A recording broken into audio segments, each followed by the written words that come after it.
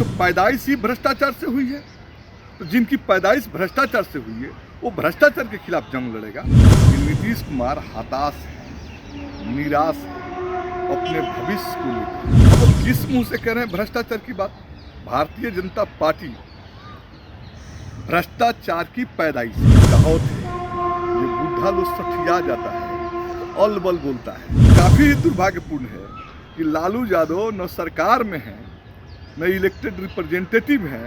अब मोदी की इतनी स्तर नीचे हो गई कि अपनी तुलना वो लालू से करने लगे। मानसिक रूप से जो है, जो उनका स्क्रूप जो है वो ढीला हो गया। एक बात की गारंटी जरूर देता है कि झूठ बोलने में वो महारत हासिल कर लिया है। देश की जनता जान गई कि नरेंद्र मोदी जहां बोलेगा झूठ बोलेगा, इसकी गारंटी।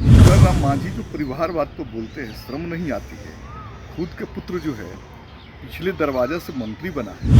ट्रैक पर देश को लेकर जा रहे हैं ना। अगर बदलेगी सरकारें तो अमित शाह और नरेंद्र मोदी तिहाड़ जेल में होंगे। नमस्कार, आप देख रहे हैं आरएडी न्यूज। मैं हूं योगेश चक्रवर्ती। प्रधानमंत्री नरेंद्र मोदी ने जमुई से आज चुनावी प्रचार का शंखनाद किया।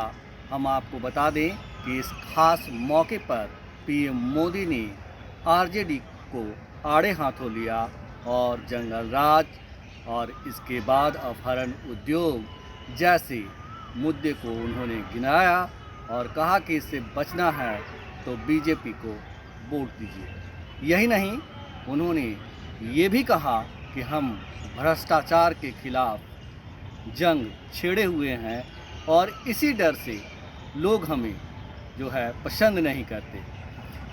पीएम मोदी की सभा में सीएम नीतीश भी थे और उन्होंने भी पीएम मोदी की जमकर गुणगान किया। यही नहीं, वंदना करते हुए उन्होंने उनको 400 वोट से जिताने की अपील भी कर दी।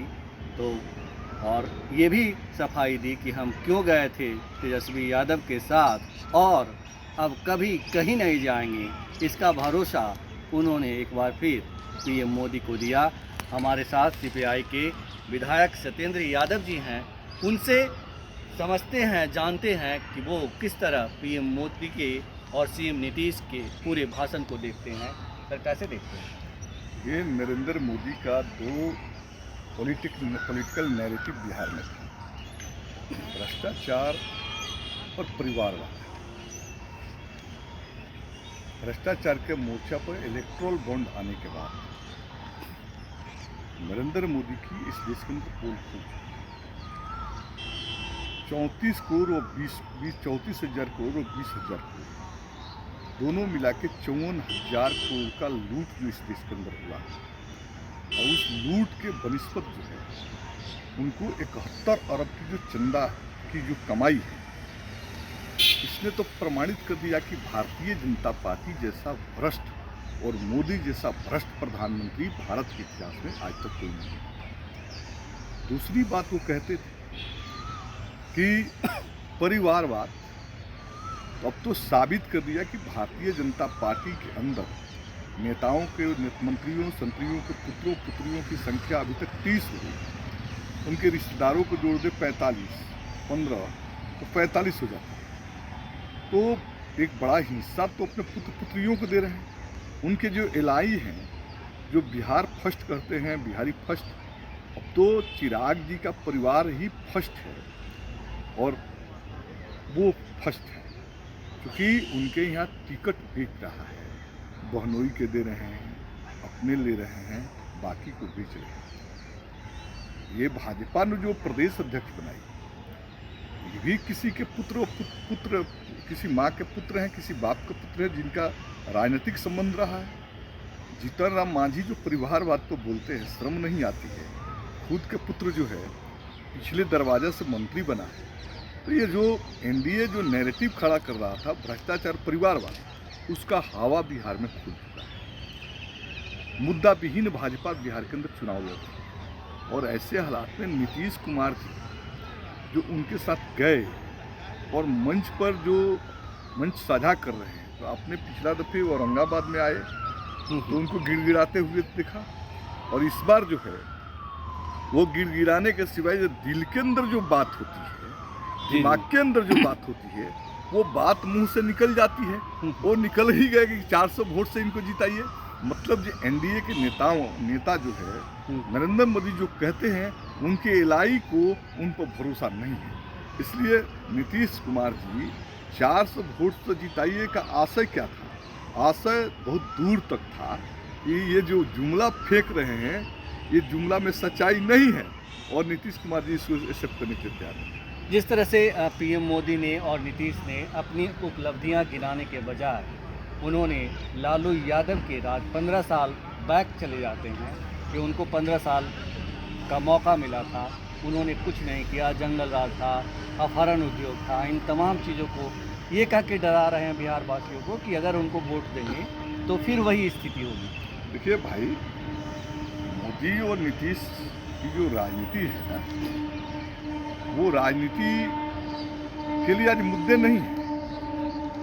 वो समकालीन सरकारों से तुलना नहीं कर रहे। नीतीश जी जो बिहार में है उनकी तुलना बंगाल की सरकार से नहीं है, उनकी तुलना केरला की सरकार से नहीं है, उनकी तुलना झारखंड की सरकार से नहीं है, उनकी तुलना दूसरे राज्यों की सरकार से नहीं है। वो 15 साल 20 साल पहले चले जाते हैं पीछे, और 15 साल पीछे से तुलना आंकड़ा और डाटा के करते हैं। तो मैं एक बात बता देना चाहता हूँ कि नीतीश कुमार हताश है, निराश है अपने भविष्य को लेकर। और एक बात जानिए, हिंदू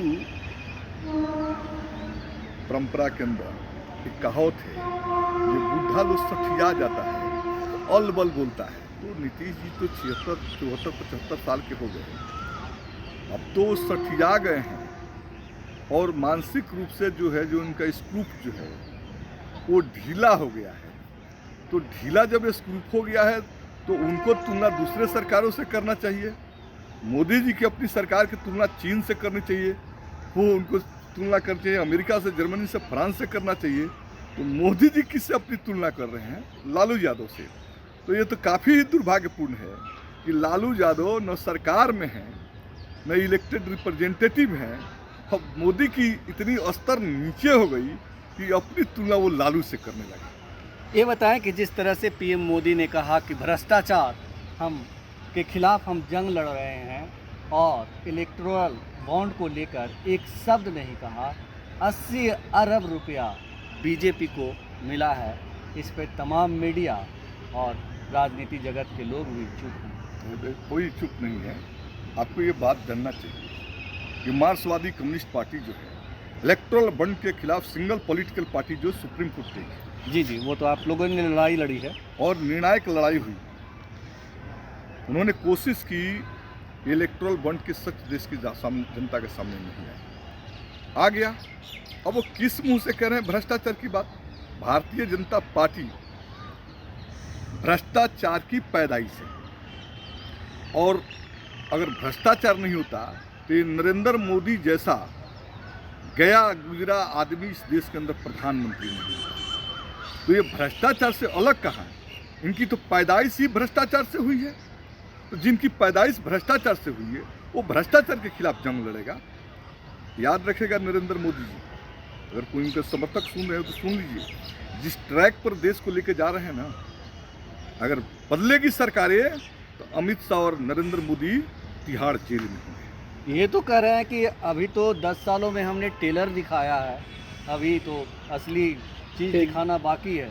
भाई एक बात बता देते हैं, भारत की जो मिट्टी है ना वो लड़ाकू मिट्टी है, जो अंग्रेजों के शासन को उखाड़ फेंका।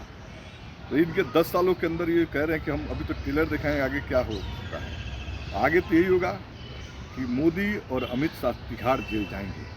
बनने दीजिए सरकार, तिहाड़ में इनकी जेल होगी। लेकिन अभी तो ये केजरीवाल को भेज दिए, केजरीवाल की पूरी पार्टी को भेज दिए। तो पावर में है तो हमको भी उठा कर भेज देंगे ना, किसी को मर्जी जाएगी उठा कर भेज देंगे।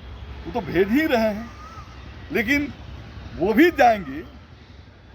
इसका रास्ता तो नरेंद्र मोदी और अमित शाह बना रहे हैं कि आज दूसरे को भेज रहे हैं और कल उसी ट्रैक पर दूसरा उनको तिहाड़ जेल भेजेगा। आखिरी सवाल, विकसित भारत और मोदी की गारंटी दिख रहा है कहीं?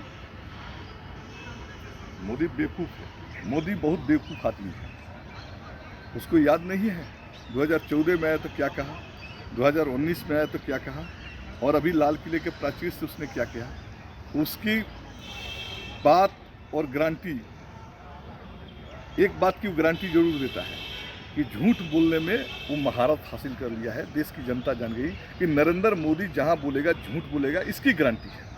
चलिए, हमसे बात करने के लिए शुक्रिया। Thank you. तो ये थे सीपीआई के विधायक सत्येंद्र यादव, जिन्होंने साफ शब्दों में कहा कि देश का पीएम झूठ बोलने में माहिर हैं और देश की जनता अब समझ चुकी है कि वो जो गारंटी दे रहे हैं उसकी कोई गारंटी नहीं है, बस झूठ का पुलिंदा भर है।